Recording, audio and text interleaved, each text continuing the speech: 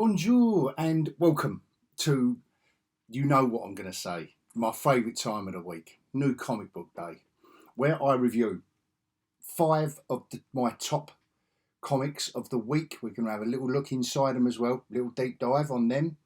And I've got 5 that I'm just going to give an honourable mention to. So we've got 10 books there every week talking about the good stuff. And thank you, as always, to my sexy subscribers. Love you all. Thank you so much. I have noticed a nice little uptick since the beginning of the year, and I know that there are a few of you on Threads that have said that you're going to watch my videos. If you're here from Threads, bonjour, especially to you, and thank you for joining me over here. It's a nice little community, for want of a better word, going on over at Threads. If anyone isn't on Threads and into comics, it's full of sane people.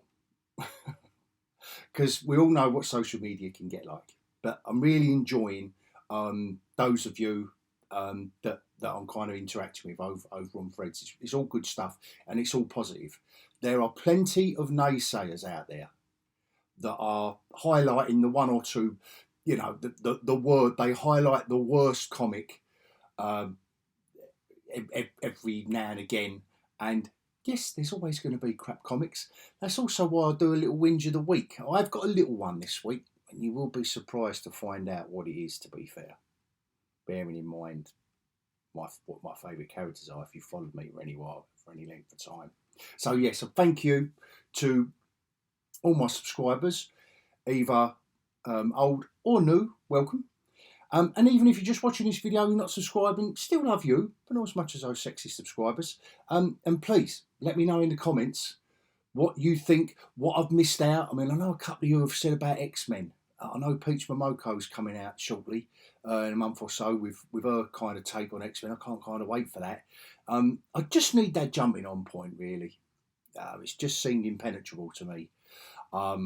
So yeah, to those of you who are saying, you know, X-Men is distinctly lacking, that is because I'm only reviewing the books I pick up.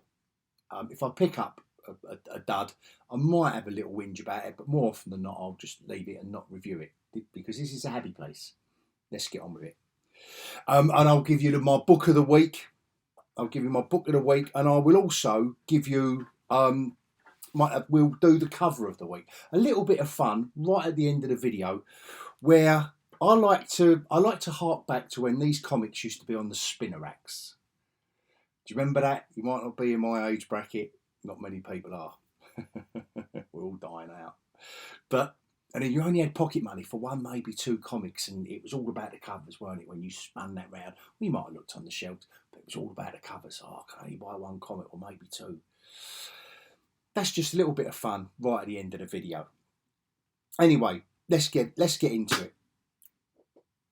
World's Finest. Now, this is constantly in my top 5, so I do apologise if I'm getting repetitive with a couple of books, but this it just deserves to be DC and everyone involved creatively. You know, Mark Waid, Dan Mora, particularly and consistently on that 23 issues. I think I said it on the 22nd issue.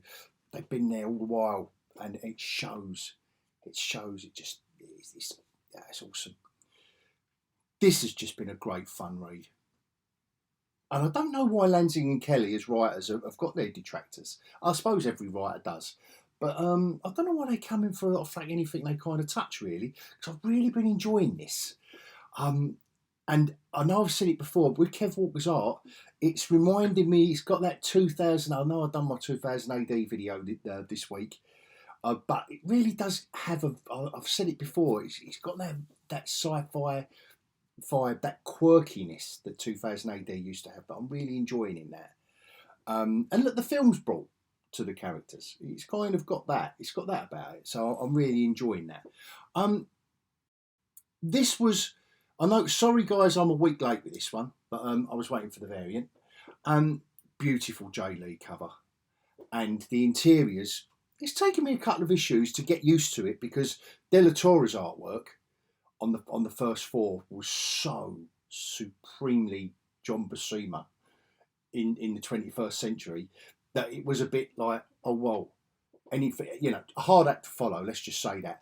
But again, this is just a quality product. Definitely. And again, this 3 issues in. 3 issues, yeah. Third issue in, and it's really as if it could pick up the pace. It's just they're fast paced, they're violent. Great stories, great art. What's not to love? I mean, I didn't follow. I know I've said this before with Transformers. Didn't follow the cartoons and didn't buy the toys back in the day. I know I'm at that age bracket, that 80s kind of thing, but doesn't mean that isn't a great read. It's just enjoyable. There's no reason you can't have fun. Comics should be that. We can't take it, you know, there's a time and a place. We're supposed to take it seriously. You've got a grim and gritty Batman new something out, and that you want it gritty, you want it serious. But, you know, by and large, come on, let's have some fun with it. And my book of the week, this, again, is so much fun. And I didn't realise how violent it was going to be. You know, who cares about the comic code? No one cares about them anymore, do they? But yeah, they're just no holds barred, which I'm loving. So those 5 books and Cobra Commander, my book of the week, going to do a deep dive on them after the scroll. Just before we scroll, 5 honourable mentions this week. Last issue in this series. If you didn't pick this up, it's only 4 issues. That word fun again. Stephanie Phillips, I think was right. Yep, Stephanie Phillips on this one. Captain America was a werewolf in all the way through, from virtually halfway or maybe the end of the first issue, all the way through this, and it has been awesome. It's been great. It's been a great read. So it's going to be a slim 4-issue trade paperback if you want to get it. I didn't think about digital as much until recently, when I've been getting on threads and talking to people and stuff, and because, you know, look at me, got long boxes and blah blah, so I don't think about digital. But yeah, catch up on digital. I think it's worth it. It's worth it. It's just fun and great covers on that. You will see that at the end of the video if you stay with me, because that is going to be in one of the up for the cover of the week. Another last issue. 42 issues of the Bounty Hunters, set between these stories, obviously following the trials and tribulations of the Star Wars Bounty Hunters between Empire Strikes Back and Return of the Jedi. In this one, you've got Boba Fett, you've got Jabba the Hutt, and Hutt's Palace, as seen at the beginning of is it Return of the Jedi? Oh, blimey, it's a long while ago, isn't it? Anyway, it's set between them two. And it's the last issue, issue 42. But again, I think Marvel have been doing a great, you know, it's a lovely cover. Nice artwork, decent artwork inside, decent storylines. I suppose the sales ain't there because the fan base of Star Wars, unfortunately, is plummeting. It's a shame, because I've been enjoying not all the Marvel Star Wars stuff, but a good lot of them have been good. That's my Star Wars fix, because I ain't getting it anywhere else at the moment. We won't go there. Phantom Road again. Jeff Lemire. This is consistently good. You know, Jeff Lemire. It's going to be creepy. It's going to be a slow burn. Tiny little criticism. There are slow burns, and then there are 8 issues of slow burn. So I don't know whether Jeff Lemire is going to suddenly get to the point, and it's going to be, I don't know how many issues that's going to be, and it's going to suddenly go wham, and you're going to go, oh, or that is going to just roll on and on and on. It's going to be some kind of bigger, not universe isn't the word. I'm not a bigger storyline, just a bigger, you know, of something going on. But anyway, it's it's still head and shoulders above a lot of other stuff out there. So that's why it's in. And I'm giving it an honourable mention. It's worth picking up, but maybe in graphic novel. This again, I can't believe this is 17 issues. Again, consistently good, and the twists and turns about where this story goes and the main characters in it. Loving it. So, and that'll be an epic, I think. I think that's just going to go on and on and on. That's going to be, it's going to be there. And Superman. This was an unusual issue. To be fair, felt like a filler. To be fair, felt like a filler. But nevertheless, it's. I mean, that's quite a camp cover, isn't it? He looks like a member of the Wimes of Village People. To be fair, but even the pose made me laugh. But it was a lot of fun sticking Superman in the Wild West. End of story. That's all I'm going to say about that. So just 5 honourable mentions there for you to ponder over. And I'm going to give this a little whinge of the week. I'm struggling with this one. I'm struggling with Daredevil at the moment. And this issue is She-Hulk in it. I found pointless. The artwork's really lovely. It's really nice. I just can't put my finger on it. I don't like the way they're doing She-Hulk as a character. This just was like they go for lunch, just to reveal that she's got the devil inside her, like this latest storyline has been doing with other characters. Yeah. Anyway, we'll leave it there with the whinge of the week, and please join me after the scroll for the deep dive on the top 5.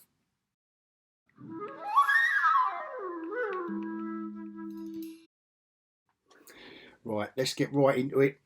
World's Finest, 23, Mark Waid, Dan Mora, and I don't know his first name, Bonvillain, Tamra Bonvillain on the colouring, but because together they are all creating something superb here. And I know it's all set on Earth 22, and I'm the first one to moan about multiverses and stuff, but like I have said previously, that Waid makes this stuff look easy. he really does. And Dan Mora's art, this is what we want in a World's Finest comic with Batman and Superman's names on the cover. Action aplenty. The storyline is really rocking along now. And it's everything you like. I say, it is everything you want from your superhero comics. Look, it's absolutely sublime, the artwork. But Dan Moore is really going to. In years to come, I do think the man is going to be one of the greats, without a doubt. And this is the guy. This goes right back to the first issues, where where this guy's turned up. Without giving too much spoilers away for the the storyline, and now it's obviously involving Magog, etc. And I'll leave it there, because obviously I don't want to spoil the end of it for anyone. So great pacing, nice load of action. It's really picked up the pace from recent issues, and it leaves you on a cliffhanger at the end. Absolutely superb, and all wrapped in a great cover. What more can you ask for from a comic? Good old Guardians of the Galaxy. Like I say, I have been enjoying this, and you can tell that Lansing and Kelly and Kev Walker are all having fun with all the characters we've come to know and love. They're on Group World now. We thought they were dead. Here we go, here's our heroes. I know they don't look like the cinematic versions that as much, but that's Kev Walker's interpretation of these characters, and I'm loving it. But you can hear the actors' voices in your head when you read through the story. Look, this is just great sci-fi. But it has got those, like I say, it has got those quirky flourishes, whether it's in the dialogue, interaction between the characters. It's great. Look at this stuff. Awesome artwork from Kev Walker. Yeah, there's nothing not to like in this comic, particularly if you like the Guardians of the Galaxy or the movies and you haven't picked up a comic. Go and grab this. You'll love it. You'll love it. Spoiler alert. This is Star-Lord's sister, if you didn't know, and she's after him. So that's just a little bit of the storyline. And here we go. All our characters in action, all talking to each other, and all the kind of quips and stuff coming through, but not too much to make it come across as silly. But enough because they, hey, they're gorgeous, just enough to delineate the characters. And yeah, this is, it's just great stuff. And again, it's a fun read, action packed. Doesn't take itself too seriously, and he's all the better for it. But then you come on to Conan, which has to take itself seriously. And what a beautiful cover by Jay Lee. That's just a stunning. For me, that is a stunning cover. He's done something there. I don't know what he's done there, but absolutely stunning cover. And this, like I say, this is the second issue with art by. Oh my God, I should have. Here we go. If you haven't watched my videos before, you'll be getting used to this by now. British artist, Doug Braithwaite. Sorry, Doug, if you're watching. As always, Doug Braithwaite is has had a long career. Jim Zub's still on the writing. This story has up to gear this issue, and I think I'm just used to. I'm now into Doug Braithwaite because, like I said in the intro, it was a bit jarring. Colouring beautiful on this as well to make these ghosts work. So again, with the lettering, all working in conjunction to make a beautiful whole. Just a great comic, a good romp of a everything you want from a Conan comic. You got the sword and the sorcery. Lovely. That's it. That's it. And where I'm saying it does take itself, it takes the character seriously, but it's not taking itself too seriously. The creative team. I don't know how to explain it.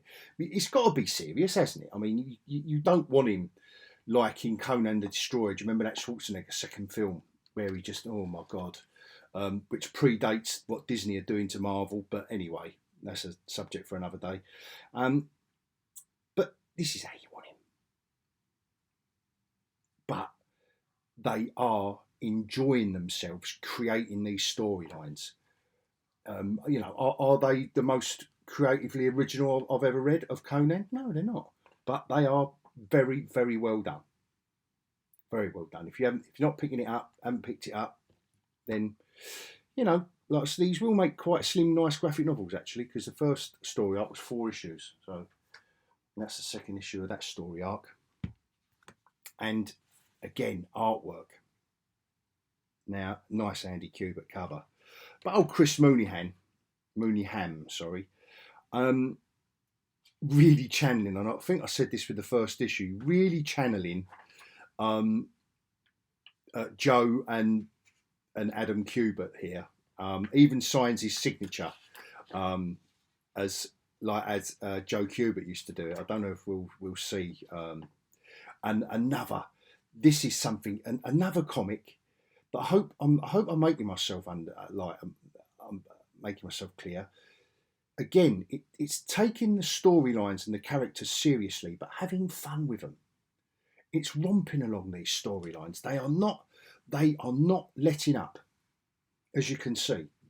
Great artwork, and they're quite violent. They are quite violent. The same as Cobra Commander. This G.I.Joe comic, it's not. This is pure Kubert, pure Joe Kubert, really. And I know Adam took after his dad as well, but he's just channeling something here to get the job done. And I love it. Look at this. That is pure. That's his dad. It's Joe Kubert stuff. But I love it. And there's nothing wrong with that. There's nothing wrong with having influences at all.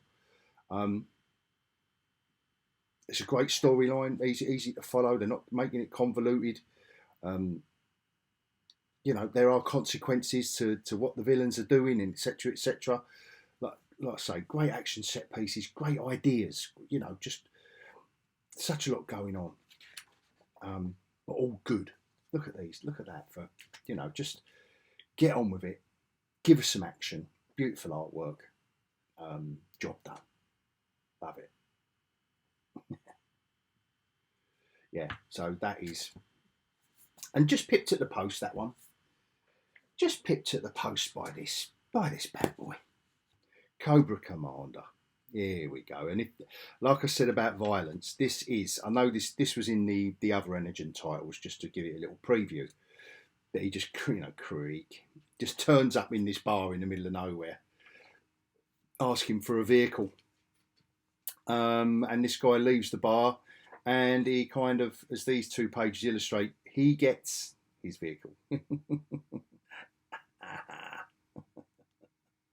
You know, like Hitchcock said, you're better off leaving these violent bits unseen. You leave it to the audience's imagination, because they can imagine in your mind. You can paint the picture of this, what's happened in your mind, more frighteningly than anything that they could portray. So yeah, I like that idea. And then straight back, you like before, just getting right on the economy of style, not only in art and storytelling.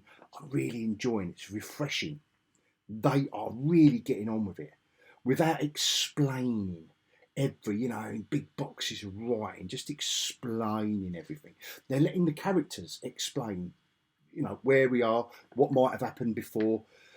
Yeah, I love stuff like this. They really are matching up great artists here in these Energon books. And again, look, just sound effects and words. The comics, that's what comics are about. Love it. Love it.